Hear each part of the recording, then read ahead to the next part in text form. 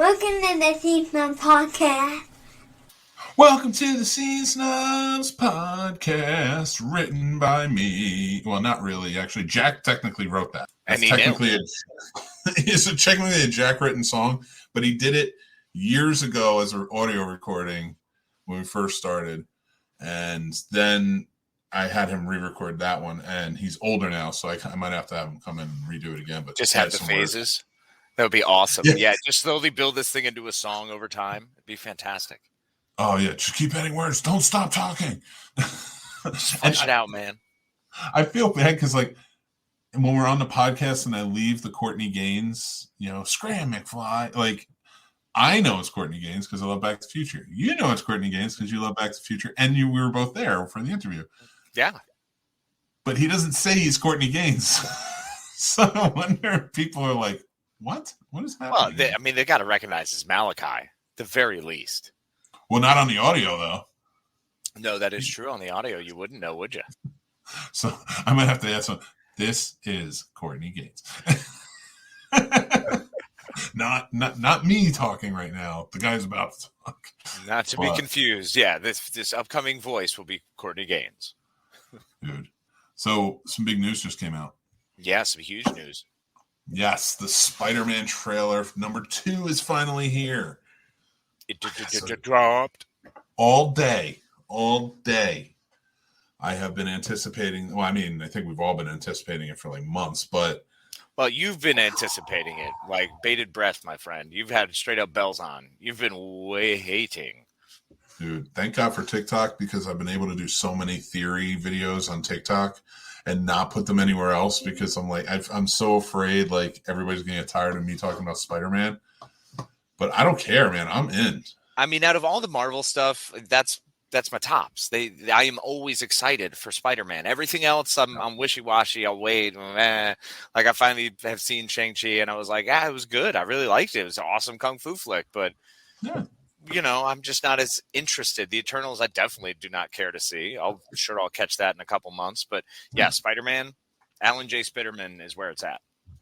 I'm so in, man. I can't wait. Every aspect of it, all the theories, everything about it, I'm in. We know it's building to a bigger world because they've already introduced, spoiler alert, everybody who hasn't seen Venom, Let There Be Carnage. They've introduced Spider-Man into that world. So, I thought it might be fun for the two of us to watch and react to the Spider-Man trailer right here. Oh, I'm so excited. Let's do it. All right, so here it is, guys. We're going to watch the trailer. We're going to react to it. So if this is first time watching it, I don't care. We get to talk over it. It's our show. Well, we're going to see how it works out. Let's take a look at it now. All right, here we go. I'm pressing play. I love the trailer for the trailer. Yeah, to get in for this trailer. Ever since I got bit by that Rain. spider, I've only had 1 week where my life has felt normal. Oh. That was when you found out. Oh, because he loves her. I love her as MJ. Oh, she's great. When you botched that spell where you wanted everyone to forget the Peter Parker Spider-Man, we started getting some visitors. Oh, Strange made Are we it. gonna see him? Every universe.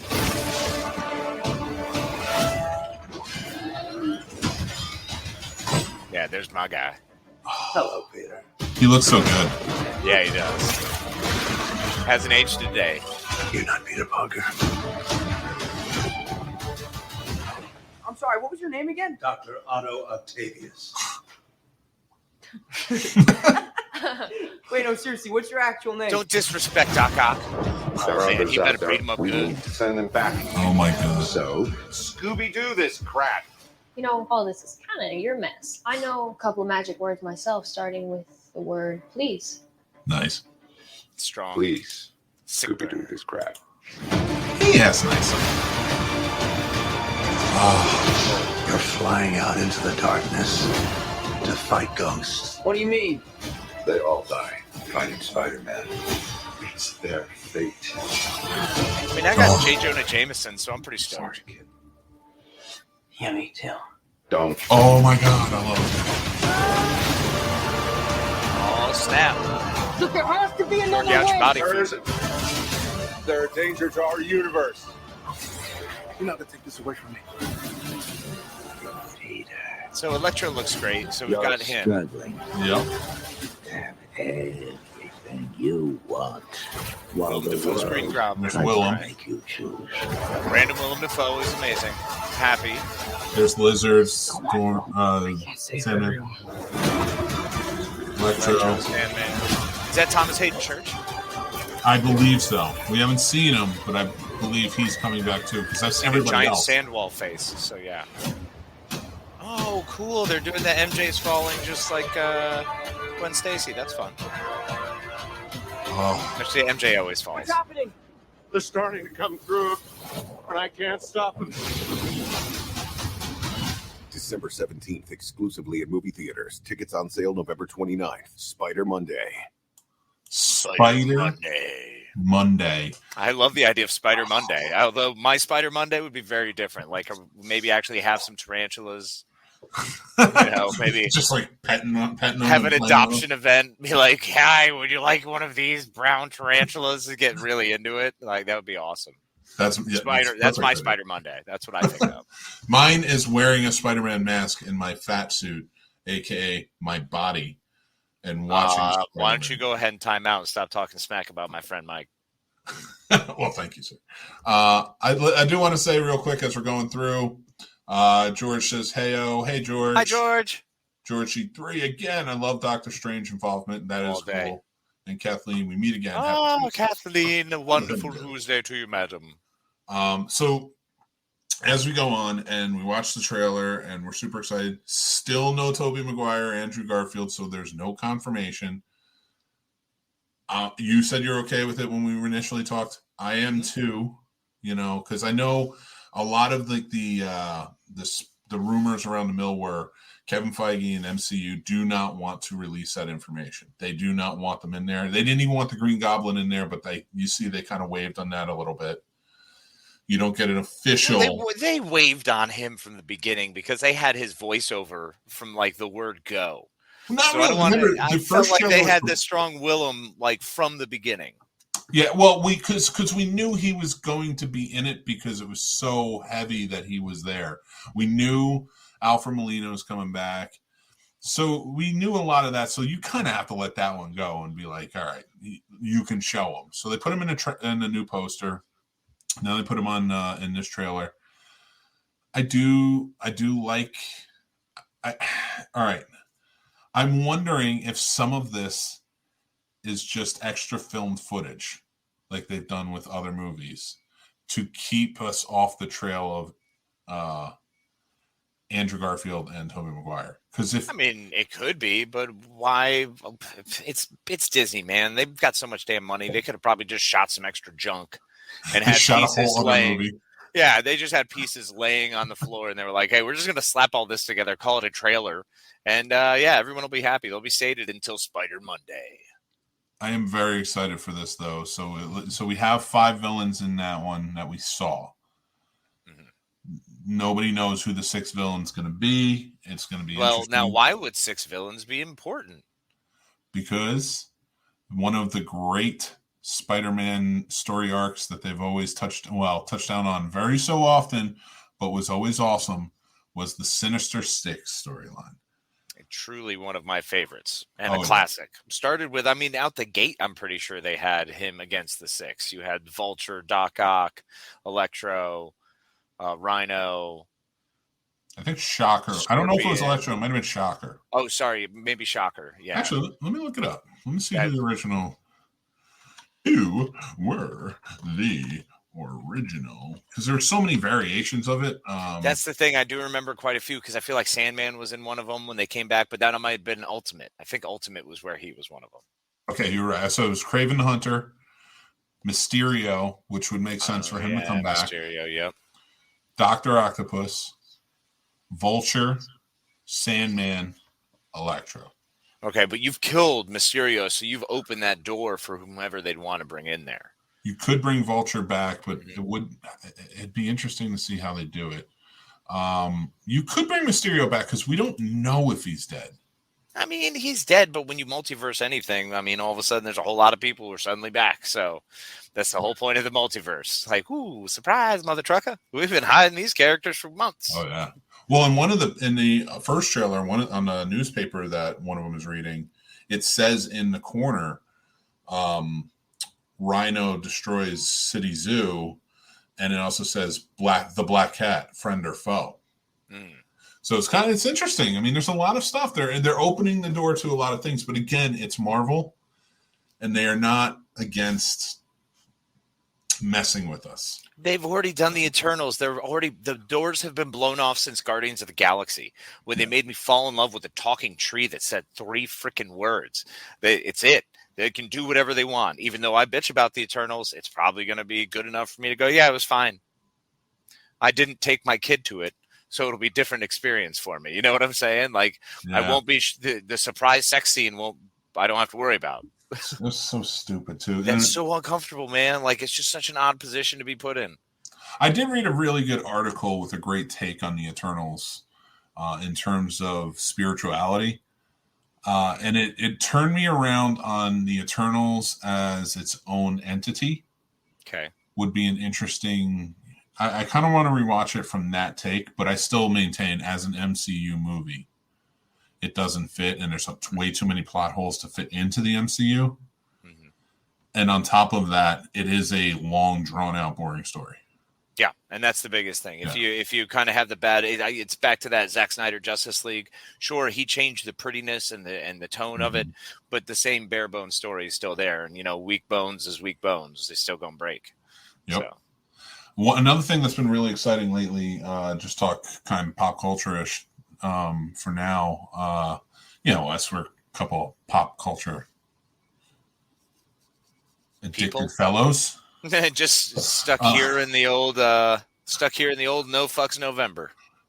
So just no a couple fucks November. I love it. So on the late night shows, especially last night, we've been getting Bill Murray, Ernie Hudson, and Dan Aykroyd doing press for Ghostbusters Afterlife.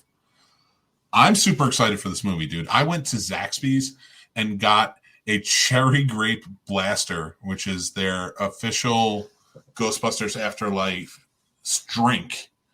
I went into the Baskin Robbins and I got that's up there on my Ghostbusters show. Yeah, your Funko Pop. My Funko Pop. I've bought a few other things in terms of Ghostbusters Afterlife that haven't been delivered yet. And get your popcorn Ecto One? I won't know if I'll get it until I go for the opening, which is 6:00 on Thursday, because you have to buy it there. You can't buy it beforehand. Oh, so it's a first come, first serve, but it's still sold there. Okay. And I'm picking the boys up from school, and we're going early, dude. We are going early. So be in line at 3. Why? We're hanging out. Oh no, man. I got my tickets. So like it's literally just going to be like not even a line. Like, hey, I'll take 2 large popcorns and Ghostbusters. Well, we're not serving those until a Ghostbusters. I'm here to wait for that. Like 2 hours. You will. Yeah, no, I believe it. But I am excited. I hope I get at least one of those. I'm going to buy a few of them if I can, but I'm going to, because the boys are going to want one. Of course. It's definitely the boys are going to want one or 7. Because if I only get one and I come home and they're like, well, I want one. Well, that's too bad because it's going up there. That's how this collectible works. That's how these things work, kid. When you can buy your own, then you can have one. And I need to get the Ghostbusters Ecto One real Ghostbusters car because I want to add it to the collection because I have each figure. That's the one I still have, right? I know, I love you, but I can't take it from you. You're not taking it from me if I'm giving it to you. Oh my God! But my love of Ghostbusters is not ever going to compete with the level you're at. It's like if you try to say you like Starship Troopers more than me. It's just not real. That's you were dealing in untruths. So that is absolutely not. You got to have it, man. We've got to do a thing. I will bring it over. Get I that love to you, because man, I love you too, bro. I used to have the chopper. Remember the little Yep. real Ghostbusters chopper that you folded the wings down and it was like had a trigger that Yeah. you would squeeze and it would spin the. Oh gosh, Remember all the the toilet useless bowl? plastic crap we used to have. Oh my God, so much. Oh, do you know what they started reissuing again? Oh, The what's old that? proton packs that we had. The real ones, the blue, overly the blue ones. The overly blue, yeah. Yes. But here's the problem. Remember how we used to be able to buy it with the cord and the blaster? Yeah, of course. You have to buy the blaster separate. Well, no, that's bullcorn. That is bullshit. That is absolute foul. I call so many fouls on that. How in the hell are you going to just have a proton pack without your freaking blaster? Which is, I mean, that's important. You got to have that. I understand if you want to sell the trap separately because that's how you get extra, man. I get that. I'm all about go ahead and make your money. But how dare you sell a proton pack without a blaster? That's just rude. That's cruel. How many more things do we need to buy from you people for Christmas? My God, give me my proton pack and my blaster together. Otherwise, you've just ruined Christmas. They've grinched you. They grinched the crap out of you, Mick. Dude, and I'm so like because I wanted to get the old blue ones if they were like affordable enough for the boys because they are $700. Let me guess, $700. No, they're not that bad actually. They're pretty probably more affordable than they were when we were kids. But yeah, shit, man, there's like $80 fucking. Those things were expensive back then. But part of me doesn't want to force it on them because even though they like Ghostbusters, they didn't ask for it, and I feel like that would be like Dad pushing his love of something onto the kids. And I'm trying not to do it, but I kind of want to do it. I was going to say, I don't know how you're holding back. River immediately just nipped that in the bud with the whole, I don't like Star Wars. I was just so taken aback. I was like, I get you might not like Star Trek. That's a far cry for anyone to. I'm not going to put, no pressure on that. But the Star Wars, I thought we'd have that connection. And then with the Ghostbusters, I feel like this is your moment to be a pageant dad. Like with the Ghostbusters thing, you could really push this in that direction where you're like, hey, Jack, all right, every year you're going to dress up as a different version of a different Ghostbuster. Dude, right now I have them on Halloween as horror movies because last year was Ghostface, this year is Michael Myers. And I have a feeling next year is going to be Jason or Freddy. So I don't want to push him out of that either. Well, if that's what he wants to do, that's the thing. I always give River, I don't understand. Girls, man, they change their minds so dang much, and then they love so many things, and when they love it, they love it hard. They love it hard, and it is like, yeah, this is what I'm in love with right now for the next 4 months. Like it is water, like it is air, like it's ridiculous. I have feeling she'll come around on Star Wars. I really do. Man, you know what? It's cool if she doesn't. She's gonna love what she loves. She's still an amazing kid, even though it's a small twinge I have to feel every day. Well, but that's the thing. Like you and I can sit down and just throw Star Wars on and watch it. I mean, that's true. But when we were growing up with it, we didn't have much else. Yeah, and we had Indiana Jones, we had Star Wars, and we had a few other things like Ghostbusters. But like for us, that was the stuff we could throw on. Now Marvel is so prevalent. Like I know my kids like go on Disney Plus and they throw on a Marvel movie, and they're really into it. Like Tommy was like, "Yeah, I just watched Lord of the Dark World the other day." I'm like, "Why?" And he was just like, I just wanted to watch it again. I just want because I forgot something. And I was like, and he was doing it to prepare for the new Thor movie because he's like, I forgot Jane Foster because she wasn't in the third one and she's going to be Thor. And I was like, oh, all right, that's pretty awesome. And so like he's associating it with something. So I kind of amazingly thoughtful. That's great that he was doing that because I mean, and Thor: The Dark World after rewatch, it's not as bad as I remembered it. No. Like leaving the theater, I think you and I were a little more disappointed because we saw it was just it ended low. It never really explodes. It never gets big, and when it does, it's muted. Like the whole feeling is muted. So it's just it's a downer. Yeah, I agree, and it is, and like because even like with Loki at the end and how they play that out, like you don't know until the end that he's still alive, but then it's like okay, well, spoilers. Oh no, I don't care. That movie's way too old at this point. But that actually brings me to my next topic that I want to kind of run by with you, and that's the Disney Plus Day announcements.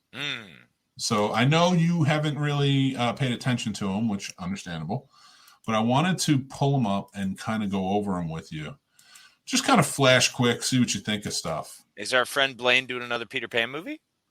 Because he should. I hope and I wish. But But no, but actually, before we go on, that's really funny you mentioned that because we're going to have an extra special episode this week of the Scene Snobs podcast. You're going to get Blaine Weaver is going to jump back on and talk about his new movie, A Cupid for Christmas, which is coming out this week. So he will be joining us for another extra episode, which should be out Thursday. Super stoked. I love Blaine, man. He's amazing. He was so much fun. So we got an Obi-Wan series update. Okay, it's still going. Yep. Still going, and they're going to have Hayden Christensen return as Darth Vader. So he's actually going to be in the Vader suit again? Yeah. I think he deserves it. Look, man, as much crap as I give him because I didn't like his Anakin, I also understand a lot of it was direction. I can't put it all on him. So he deserves to wear it. He did a good job as being the moody guy who would turn into that whiny dude who would become just evil as all get out. Plays. I agree. The math checks out.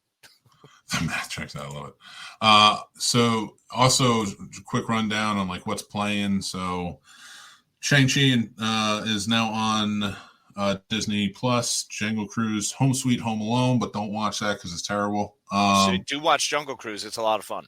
Yeah, and they're going to start shooting the sequel for that soon. Oh, nice.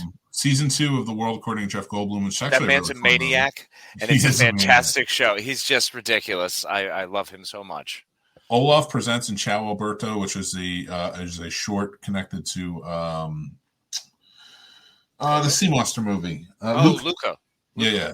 That's pretty good. I have not watched this yet. Under the Helmet, The Legacy of Boba Fett. It's all about where the love of Boba Fett came from, which I really can't wait to watch that. Marvel Studios. What was the original man's name? The original Boba.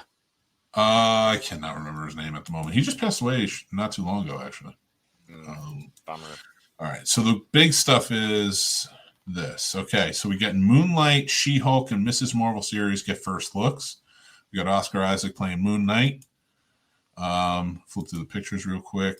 He looks like he plays like a really insane character. I cannot wait for it. As most of you may know or may not know, Moon Knight is a character who is schizophrenic, and he kind of transfers between the two personalities often. It's really well done, and Oscar Isaac's a great actor, so I'm super excited. He's phenomenal. I'm so excited to see what he does. And it's always nice when they're relatable characters. Like, I definitely get where he's coming from with that schizophrenia, so it's fantastic. Very excited to see how he does it. And we get Tatiana from Black Orphan Black, sorry. She will be playing Jennifer Walter, the AKA She-Hulk. We're getting a young Miss Marvel, which, listen, represent young Miss Marvel. I'm super excited for it. She's from Jersey City, so she's my hero. I love it. Well, River is in love with her. That is one of her tops, man. She's a big Miss Marvel fan, so I'm super excited for that one. That's going to be a perfect one for her, I think. Look at that. Look at how cute that costume is. Yeah, that still is pretty rad. And she's an awesome hero, so like I'm not going to say like, oh, so she's just so cute. Like, we got the leg, get the green leg. Excited for it. They do kind of. I think because Jennifer Walters, a lot of people don't know this, broke the fourth wall in the comic books before Deadpool even did it. So I have a feeling we're going to get her breaking the fourth wall a lot. And if that's the case, that might open up Deadpool when he comes in to do it even more. So there she is as a kid. This is Kamala Khan. Yeah. Oh, is that Jennifer Walters or Kamala Khan? That's Jennifer Walters as as a young kid. I think because it's his cousin. Here's my speculation on this shot right here, because his arm is not destroyed, so it's before Endgame, I think. Okay, and just so anyone who's listening is wondering, that's the Hulk standing outside of Jennifer Walters inside with a weird helmet on and some sort of cage. I love it, though. And, we get Oscar Isaac. Well, what's your speculation, bro? So my speculation is that he was maybe needed to run DNA tests to kind of help him with the Professor Hulk thing. So he probably did some tests on her, and that's what's going to lead to her becoming. It's really interesting how great Bruce Banner is just a human being. The fact that he's willing to test on himself and humans and loved ones. He's just, one great guy.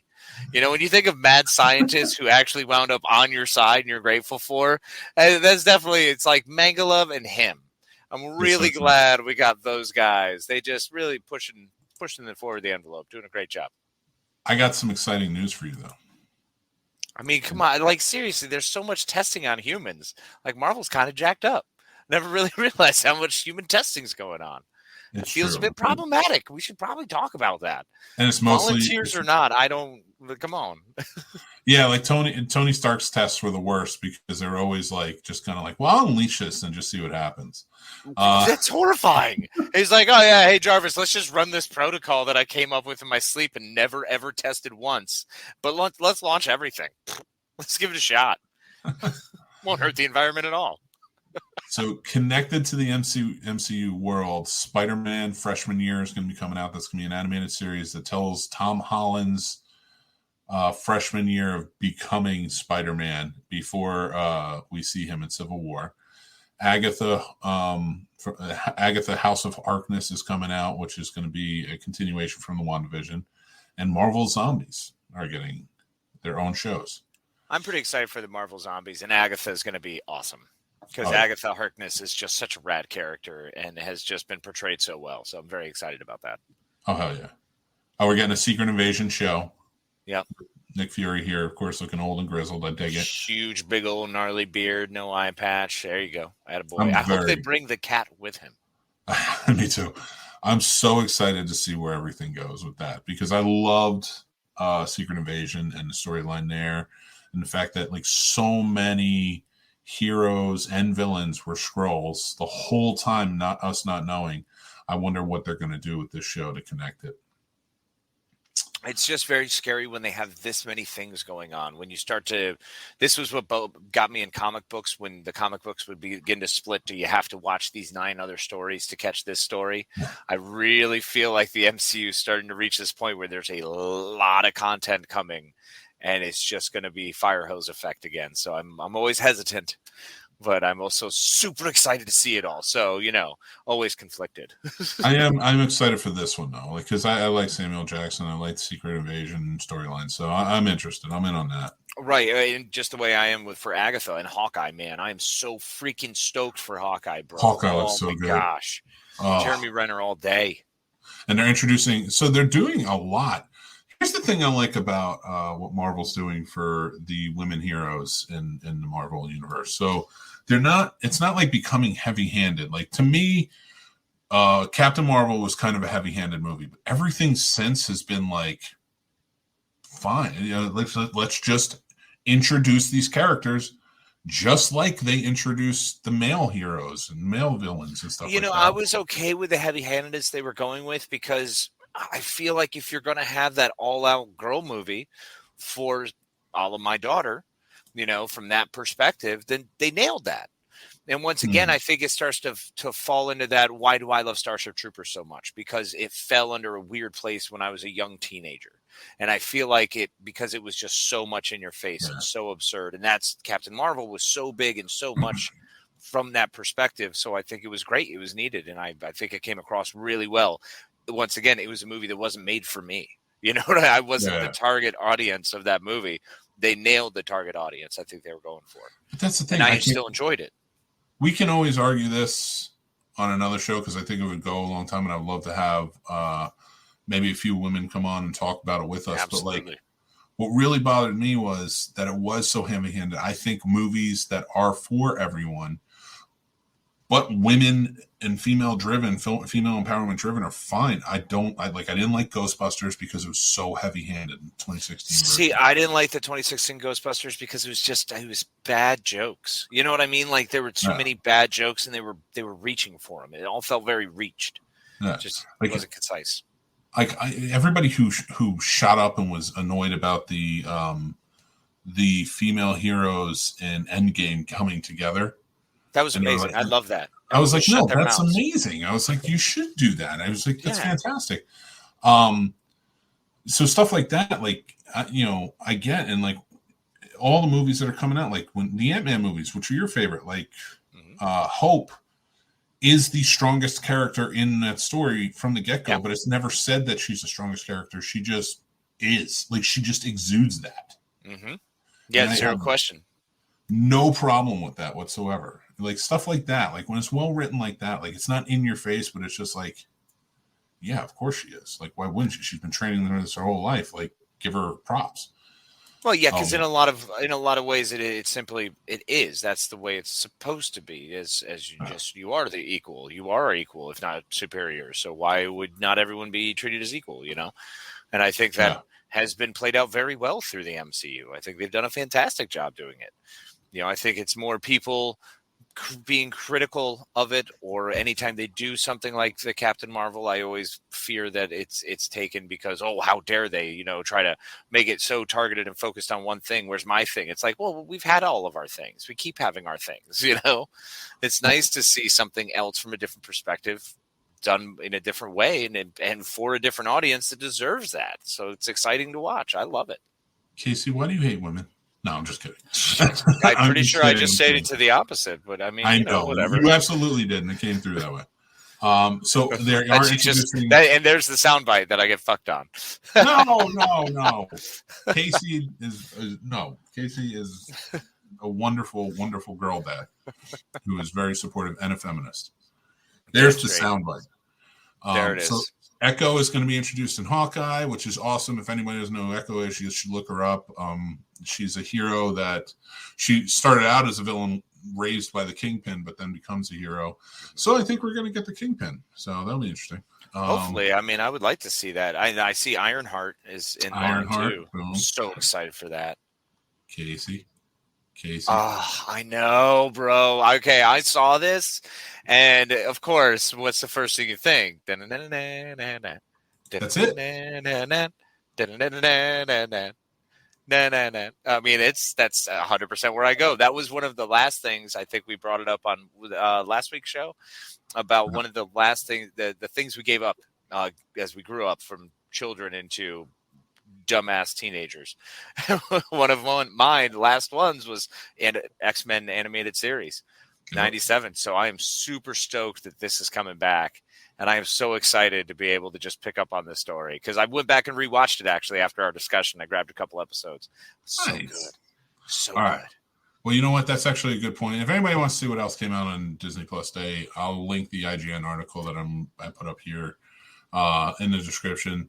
You can check it out there. But let's get into our actual conversation, our topic that we were gonna put into effect. Our first one, anyway. What fictional job did you want as a kid? Well, Mick, it's wonderful you asked me this question. I've had a few times, a little bit of time to go over this one. It was a weird one because fictional job is a wide range, because some things are jobs made up. Like, let's say, a Blade Runner.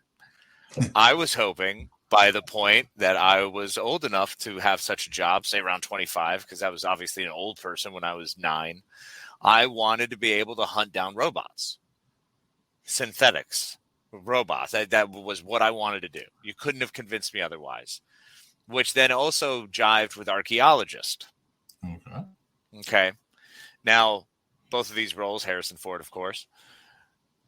But to understand that, and you and I have discussed this many times, archaeologist has a wide range when looking at the scope of, say, Indiana Jones.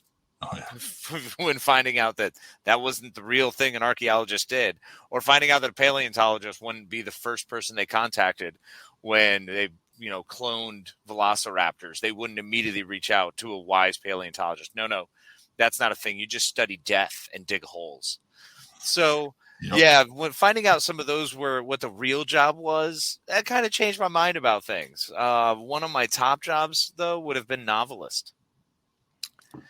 Okay. Because those novelists, I don't know what it is about being a novelist, but they had the nicest homes.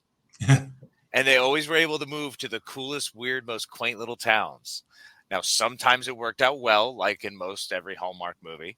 Being a novelist usually pays off pretty well. Seems to be kind of ideal. I don't think anymore. No? Is that them living at home now? Or maybe their parents died, they inherited the house? That kind of novelist? No, I think novelists, like established novelists, do fine. Well, James Patterson's of the world, okay. Yeah. So the 0.02% of... But like James Patterson's been doing it forever. Like new novelists, like I think you get that one hit book, and then you can either keep it up with more books, or not. Or you just have writers who just write books constantly now. Like, because it's such a weird time because there's a lot of people who don't read that much anymore. Yeah, and there's also a lot of people with more time on their hands who work from home, so maybe they're working on their novels. So maybe the novelist, we're about to see a big novelist boom. Yeah. Well, hopefully, we'll see. But I've written a great American novel, and I kept it in my drawer. And then I burnt the drawer. Exactly, it was smart. Burnt the drawer. But that's the thing with being a novelist is also they're the ones who are always at the center of all the terrible things that happen in horror movies. So, like, in my older age, I once again realized novelist is a terrible position. Like, nobody should be a novelist. Run. Let's get something straight, Chris. There weren't cyborgs in Blade Runner. God. No, but it's great because you could still be a cyborg. No, that would. I'm just messing with them. I want to be a cyborg. That would be interesting. Would that be a weird job to have, though? It's just like, what if you're a cyborg that's just a laborer? Yeah, what if you're a cyborg at like the checkout of a shopper's food or something? Oh, what if your cyborg attachment is just a scan gun, so you inventory places? Chris, are you a cyborg that inventories? He's a warehouse cyborg. Are you Marty? Are you Marty from Martin's, where you just kind of roll around? Is that a cyborg? All right. So my fictional job. All right, first and foremost, Indiana Jones. I wanted to be an adventurer, and I will tell you this, and this is the truth. When I found out that adventure was not an occupation, I'm not talking archaeologist. I found that out early. But that adventure, that going out and going on adventures like treasure hunts, things like that, because it wasn't just Indiana Jones that made me believe that was real. You had MacGyver. You had so many other things. So, like, I'm like, this is a legit thing because they wouldn't do so many movies and shows about somebody who's an adventurer. I mean, Magnum P.I., that was close to being an adventurer. So, private investigators, adventurer, same thing. But when I found out that that's not a real occupation, I was older. I was like 14. I was like, really? Like, this doesn't, like, I can't do anything like this whatsoever. Damn. I was pissed. Now, early on, another one I wanted to do was Ghostbuster. We've talked about this. Of course. Because it just would have been fun. I mean, Ecto 1, come on, bro. Who wouldn't want to ride that thing? When I was a kid, I thought Ghostbusters were real, like firefighters or police officers. And I'm not saying I was the brightest kid, but I was young when those came out. So, yeah. I mean, I was born in 82. The movie came out in 84. So... You saw it when you were 2, obviously, and it just made an imprint on your soul. It hasn't been able to change. But even if I saw it at 4 or 5, like, I'm still 4 or 5. You're going to believe this exists. It looks so legit, and the equipment was there, and there's a cartoon about it, and I've seen cartoons about police officers. I've seen cartoons about firefighters. Why wouldn't it be real? I mean, I saw cartoons about street sharks, and I'm pretty sure I knew I wasn't going to be able to be one of those. And let me tell you, I'm not alone in that because there's a lot of people who want to be Ghostbusters. Oh, please, of course. I wanted to be a Ghostbuster. That was the only reason I was all cool with the idea of wearing a jumpsuit. That's what introduced me to the idea that, I could wear a jumpsuit. Sure. Well, how many ghost hunts have I actually been on? Like, so like it never went away. I just knew I wasn't going to bust any ghosts. Yet. Never having seen a ghost, let me tell you, as an adult watching Supernatural, that's some bullshit. Now, when you're talking about busting ghosts, I feel like this could change. Like, you could be like a ghost detective who busts them in their presence, or you could bust them while they're in the middle of a drug deal, because I think ghosts still do that probably. Oh, absolutely. So, yeah. They ride type them of ghost cop. Oh, my God. No, stay away from Ghost Dad, though. No. Especially if he has a drink for you. Yeah. Don't hang out with him. He'll come through the phone and try to lure you. What's in this drink? Well, let me tell you. It's pudding. Well, you see, what you do is you come on over and have a little sip of do try this. Say good luck, everybody. Yeah, it's terrible. I can't do that one anymore. I love it. So stuff like that really bothered me. It was okay. So here's a funny story though. So my dad wanted to be an archaeologist, and not because of Indiana Jones. This is pre-Indiana Jones. Probably because of like the Leakeys, people who are actually famous archaeologists. Yeah. And but then he never finished college, so he couldn't do it. He went right into the workforce. So years later, a friend of ours, God bless this guy's soul, man, he became an archaeologist, and he told us exactly what it entails and like all the grave digging they have to do. And he was working on the 9/11 grave digging type stuff. Like even years after, like he became one years after that. Yeah. And then like he was like, oh, then my next big job was to go and we had to move the bodies from the cemetery so they could build there and then relocate them to a new. And I was just like, so it's not even like you're looking for like old stuff. You're like straight up like just working with dead people. I mean, he's really close to what I would have wanted to be, which is more along the lines of antiquities dealer. I think in the necrophiliac. No, what? That was a pretty far cry. No, don't want to hump those bones. Just have to remain impressed, bro. Yeah, but there are lions, brother. That's fair. I mean, goodness. Usually death is a big one. If there's no pulse is important. I'm pretty sure I've stated before that pulse is important for dating. It's like step one. When you become a ghost, you're going to be John Astin's ghost from Frighteners. Which one was he? He was the old ghost, that had the old cowboy ghost who was just shooting everywhere. Oh, yeah. Yeah, I will absolutely be that guy. He looked at the mummy and he's like, nice form. And then he like went in there and started humping the mummy. It was so funny. Sounds about right. Yeah. Hey, in ghost form, it's fine. It's fine. Ghost. You're both dead. It's not necrophilia if you're both dead. Right. Exactly. It's just ghosting. Ghost? That's a whole different thing in that world. That's a whole different ghosting kind of thing. It's you have to actually get protection from that kind of ghosting out there. Chris says, no. I wanted to be solo. It was a character from an old RPG called Cyberpunk Gas Love Station. Cyberpunk, man. Okay, I dig it. I didn't know if it was Jean-Claude Van Damme from Cyberpunk. Well, there was a completely random weird job from a novel called Snow Crash, a sci-fi novel in the future where basically pizza delivery guys, like that's a legit job and you get like real pay from it. But he was also a cyber samurai. So that was pretty rad. Like he had a souped up beast car. It was awesome. I want a book. I want to read that book. Yeah, Snow Crash. Check it out. Speaking of novelists, I want to read that novel. Casey Ryan Plott would have been the guy who sold the skeletons to the poltergeist. Oh, 100%. I say, would you like to take a look at my wares? It's just Toby Hooper looking at Casey like, so you're an archaeologist? And he's like, no, these are... Of course, no. I'm an anthropologist, in fact. He's one of those artists. Don't worry about silly terms. Just take a look at the merchandise. I want to ask you a philosophical question on this one, okay? Everybody got all uppity and shit about them using real skeletons. And they weren't actual rotting skeletons. They were skeletons that they dressed up. They were just real skeletons in that scene. And everybody got all uppity and shit over it. So let me ask you this. Is that worse than a real skeleton hanging in a science class for the rest of the day? At least those people, even in the afterlife, were movie stars.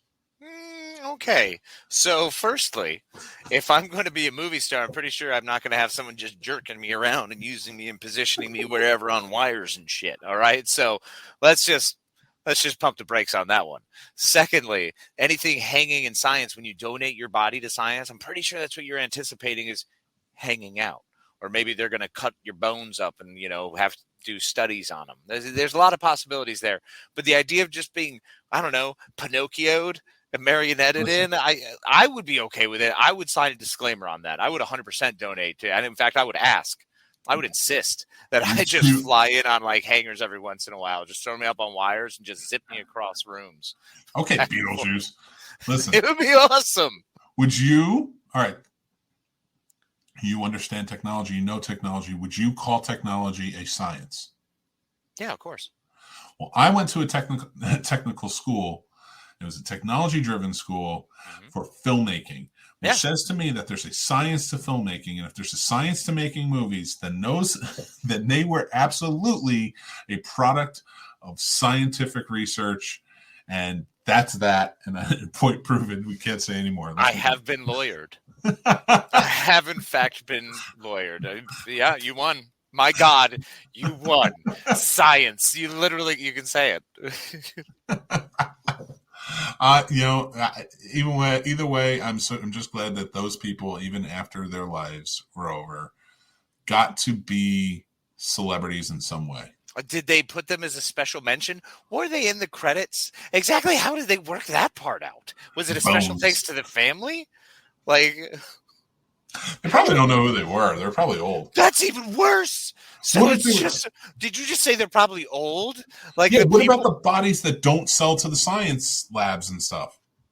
What if? Because that's a business. There's a business. Do they wind up at the bottom of the Yangtze River? I don't know, but that's weird.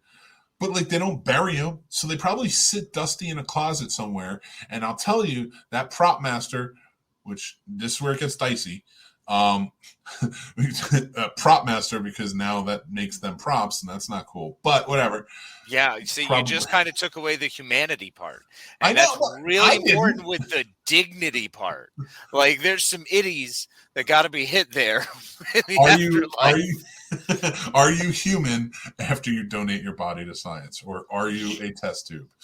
You should think that you should still be treated with some dignity. Your remains should be treated. The entire point of Poltergeist was disrespecting the fucking remains. So then, to film it, they disrespected the remains. What happened? Yeah, but look at what happened to them after they disrespected those remains. Yeah, Tobe Hooper almost died. Steven Spielberg became like the biggest name in directing. Oh, he made the deal. That's what it was. Steven made the deal on the last day. Big old Lucy showed up and was like, hey, bro, everything's going to work out great for you. Yeah, How you feel about that? I kind of wish he added that little girl to the deal, because that poor kid. And then the other daughter got killed before the movie came out. Yeah. Tragedies all over that movie because they had to go and use dead bodies. And Craig T. Nelson saw a career, so I mean, it was just awful. I couldn't believe it.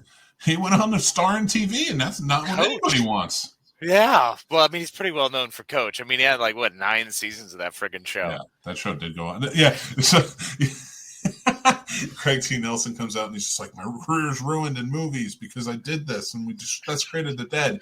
Now I have to star on TV, but he still gets a really long career in TV. Yeah, and that was when TV was kind of on the fence. It was like, are you successful? And then the moment you hit kind of 5 seasons and something, people went, yeah, you're pretty well known.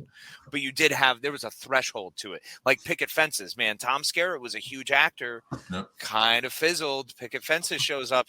That was another, 7 and he was in the third Poltergeist.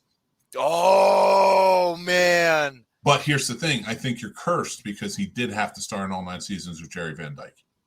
God rest his soul. I don't know. Jerry Van Dyke seems pretty fantastic. He seems. Listen, I have a best friend and a co-host that is very wiry and eccentric. Eccentric? And I'm very docile in the terms of maybe a Craig T. Nelson type. So I will tell you, if we had to do 9 seasons together, I'd love every minute of it, and I'd be sad that it ended. But man, can I not? Can I not keep up? So basically what you're saying is we've got 8 seasons of this. We're 2 years down. We've only got 6 left, folks. No, at any point after that, it could just be explosions. We could just be throwing shit at each other. Who knows? Well, stay tuned. What's going to give out first, our friendship or my heart? Oh, your heart. Yeah, absolutely. We're the strongest ship in the fleet, bro. What's the strongest part of my body? Not my heart. Not your heart. Maybe your thighs. Cholesterol's a bitch. I bet your thighs are motherfuckers. Dude, but let me ask you this: why do you think Coach went on for so long? Was it because it was a good show, or was it because Dahmer, who is the same guy who plays Patrick Star on SpongeBob, was he just lucky because SpongeBob's been on for 20 years? It's Dauber, man. I love the Dauber, man. He was hilarious, and he was the sweet idiot. So I think Sweet Idiots would go on for good runs. Bull was a little too dumb from Night Court, and that's why he didn't quite have the run he should have. But he still did a bunch of bit parts. They were on for 10 seasons, though. What, Night Court was? Yeah. Get out. Yeah. Was Harry Anderson judge all 10 years? All 10 years. Okay, well, that's awesome. Oh, man, I just remembered Harry Anderson no longer exists on this earth. I know. They're remaking that show. Are they really? Who are they going to use? The girl from Big Bang Theory, Melissa Roch. Oh, okay. She's playing Harry's daughter. Oh, interesting. And she becomes a judge, takes over the circuit, and who's the prosecutor? But Dan Fielding. Get out. He's coming John back. Larroquette is the tie-in? Okay. I'm so excited. Oh, man, I wish that Marky Post. All we have is Marsha Warfield's Richard Mole and John Larroquette left. Yeah, that's right. Wait, Richard Mole's still around? Yeah, he's still around. Man, older I now. feel like he a had real asshat now for that one. I love it, though. Mick will now direct movies with the lab coat on. It's a science. Yes. I want my PhD or my MD for directing. Doesn't work that way. But we'll find the other ones. There's some out there. So this one should be a good one. Our final topic for tonight. Are popcorn movies, remakes, reboots, etc., just money grabs, or do they have any artistic merit? Now, speaking as a scientist in filmology, I will say that they do have merit because, all right. Here, I can do this one too. I can lawyer this one. All right. So, you know how war creates technological advancements? Mm-hmm. Yes, faster than most things. Yes. Popcorn movies and buy a connection to those remakes and reboots, because so much money is put into remakes and reboots by studios, create technological advancements in the sciences of filmmaking. Think about it. It was popcorn movies that gave us such great CG. Is if you go back to look at Jurassic Park. Mm-hmm. For Sammy Stan, hey Sammy Stan, thanks for joining. Hi Sammy. A popcorn movie is like a big budget blockbuster movie. Sammy, who says, "What the fuck is a popcorn movie?" In case anyone was listening, wondering what that's about. Nah, she's unleashing it. I love it. So they're like big budget movies. They used to come out like the Marvel movies and so much more. If it's a huge inflated budget, that's considered a popcorn movie. Like you go there just to enjoy your popcorn and watch a mindless movie. I say there is artistic merit, though. Okay, and I'm going to utterly have to agree with you. I don't want to. I have no desire to do this. I fought so hard through 4 different speeches of how I could just be like, I'm going to get them because I know he's going to like them. I think they're terrible, and yet they're absolute necessity. I think there's a rubber band effect that really affects in a positive way the independent community. I think there are small filmmakers who have brilliant minds and stories and visions, and they're able to push through those because of the money generated out of these popcorn movies and remakes and reboots. Normally, I'm not a fan of remakes and reboots. I'm the guy who says that you have an original thought. Do it your way. Try something different. Then Denis Villeneuve showed up and blew my mind with what he did with Dune. What he gave me with Blade Runner was so freaking gorgeous and atmospheric, and it just locked me in and gave me everything I wanted, and it was perfect. What is going on? I don't know. Oh, I got reverb. Sorry. Oh. No, I hit the wrong button. Oh, okay. My bad. Sorry. I was listening. Well, I broke my stride. No, I'm an ass. So he was, but yeah, what Denis Villeneuve did anyway was fantastic, and has really helped progress and make those movies and reboots better, because now they're showing me the vision of the things we couldn't do technologically 20, 30, 40 years ago.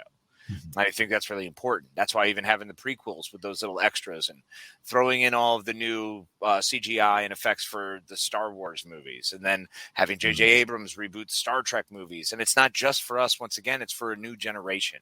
This isn't just for us to be sated as fans. It's for us to go, oh, sweet, we're going to hand this off now. And the next generation gets to experience a version of Kirk, Spock, and McCoy and Uhura, and gets to actually see, what all the Sulu references, all these little things that they get to add and see in a different light. And I think it's really important to have those. It's also a pain in the ass because it's boring sometimes, man. And I don't want to spend that much money on it. And it's just kind of stupid because I already know the story in a lot of ways, and I want to see a better story. But once again, filmmaking is a science and it's an art, and people have their own impression of a thing. It's their own interpretation, and it's fun to see that. I think the problem with reboots and remakes came on pretty hard, maybe like 10 to 15 years ago is when it really started, and they were like, we're just going to remake everything everybody loved. It just became too much. And it was way too much. And I felt like at that time, studios weren't backing any certain filmmakers or anything to go out there and be original. They were just like, no, this is what the people want. Mm-hmm. And it wasn't. And it tanked hard and it went bad and nothing was working for them. So I think once it got out of that and we saw like filmmakers come back and be like, all right, we're done with this. Then remakes slowed down to a point where any remakes or reboots we were getting were actually fun. Mm-hmm. I will fight to the death. Not really, but I will stand on this hill 1,000% that the DuckTales reboot show is one of the best shows of the last 10 years. And I'm not really you're a huge fan. I'm not a huge animated fan though. Mm-hmm. There's certain animes and animated shows that I watch that I'm like, I like this. Avatar: The Last Airbender. Yeah. Great show. Like so, but like I don't like get into all of it. Right. I don't Cowboy Bebop, love that show. Can't so wait good. for the remake. Like I want to see it remade into a live action.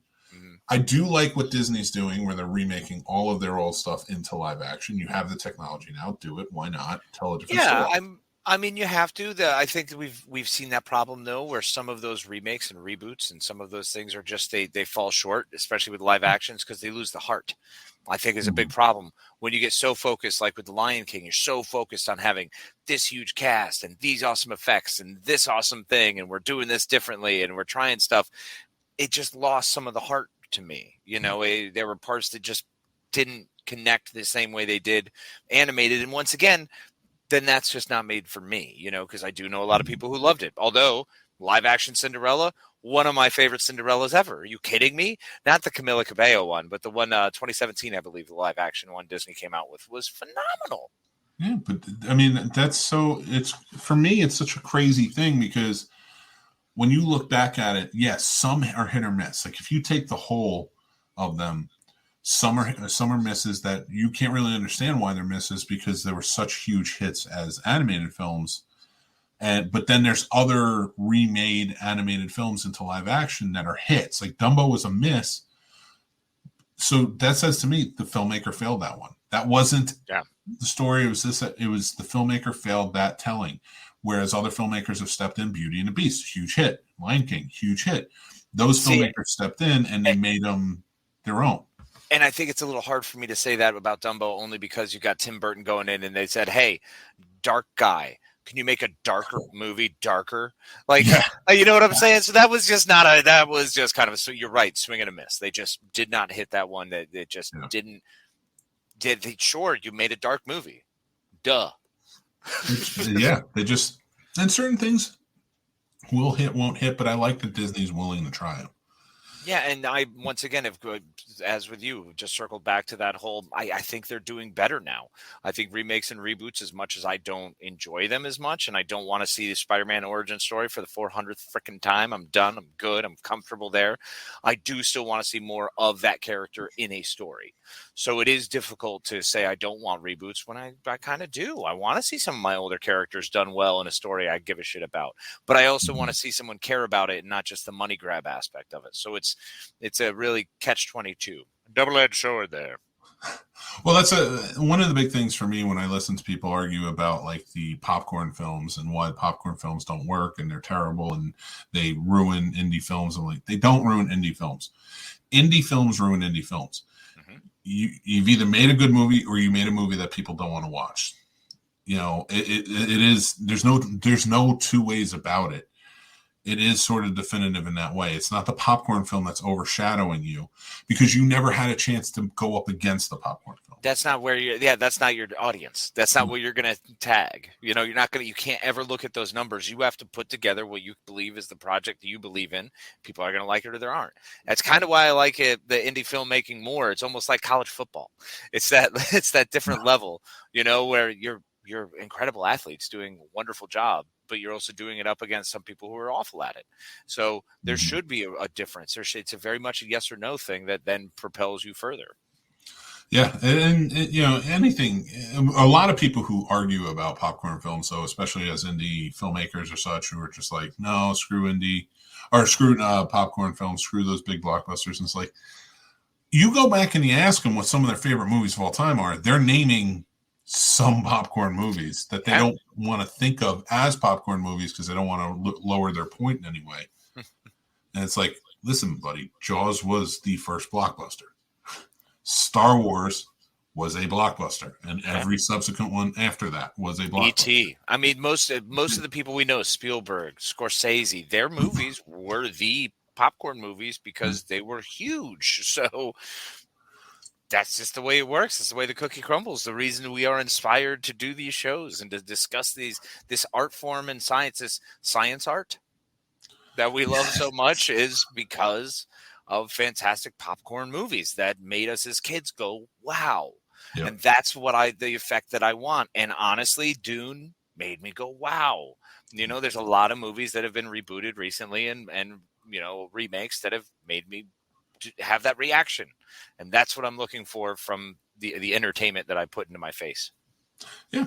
And if it tells a better story than it was, then that's okay with me too. Now, I wish they would take some stories that didn't work in the past and remake those. Yes. I feel that would be like, don't remake our favorites. Remake the ones that you can remake and remake them good. Yeah, man. Give me Superman 4, but better. That's for sure. Oh my God, Henry Cavill comes back and fights, what is it, Sunman or whatever? I don't know. It's the quest for peace. So whatever it takes, if he has to fight the Nuclear Man or whatever the guy Nuclear is. Man, that's what it was. No, he threw him into the sun. That's what it was. Yeah, he launched him into the sun like a missile. Superman doesn't kill. Yeah, he does. When it suits him, he does. But you know what? On a note like that, I think that as we kind of wind down, I want to say, one thing that I really do appreciate watching is your face every Tuesday night here at 9:00 p.m. You can check out the Scene Snobs podcast, of course. And you can check out Real Combat, which is every Wednesday night at 7:30 p.m. Tomorrow is our last live show of Real Combat. We're going to be moving to a recorded format. It's easier to get guests that way. But make sure you check it out. It's exclusive on the Scene Snobs YouTube channel. If you like this video or you like this podcast, please give us a like, give us a rating wherever you are, follow, things like that. You can go check us out on thescenesnobs.com. Click the link and you can go anywhere. We have all of our stuff there. You can follow us on social media and the whole 9 yards. We are on literally everything. Yeah, we're everywhere. It's uncomfortable how everywhere we are. I'm good with it. I hope you're okay with it. I warned everyone we're like spores from mushroom. We're just going to spread out everywhere, and wherever we stick, hi, that's us. Oh, nice pleasure. Well, I want to say good night. Thank you, my friends. It's a pleasure as always. I love hanging out and working with your face, my friend. Truly makes my life that much better. And Sammy, do your paper. Go do your paper, Sam. Actually, real quick, we didn't do our what we're thankful for this. Oh, wait, you always thank me. Thank somebody else. Oh, okay. Let's see. Who else am I thankful for now? Let's see. Last week was River. The week before that was you. Mm-hmm. And this week I'm going to go with being thankful for my parents because they had sex. And now that's on everyone else's mind. Congratulations. It's stuck with you all. My thankful, and I'm going to give Casey credit for this thanks because Casey said this at the beginning of the show. And I know he's going to agree with me, and he absolutely should, because this was his thought initially. We are both thankful for Justin Lago, who makes our logos. He's an amazing graphic artist. He's a fantastic guy. He always hooks us up, and he's always great to us. So I want to say we're thankful for him, and thankful for all of your support and everything else. Yes, we love all of you. Thank you so much. Please be kind to each other. Justin, I love you so much, brother, and thank you so much for the food, for the awesome gifts. Appreciate you. Everyone be well. Peace out. Till next week. All right. Love you, Len. Take care, guys. We'll talk to you soon. Thanks for watching, everybody. I'm Mick Manhattan, the Scene Snob, and you can check out the Scene Snobs podcast live every Tuesday at 9 p.m. Eastern, or you can check it out on any podcast platform or our YouTube channel anytime after that. Thank you to our Patreon supporters. Without you, this wouldn't be possible. If you guys want to join, check us out over on thescenesnobs.com. We have links for everything. The Scene Snobs merch store is open. You can check that out too. Links again on the site. Or follow, and subscribe on all of our social media. Again, head over to thescenesnobs.com. It's all there for you guys. Love you, and we'll talk to you guys soon.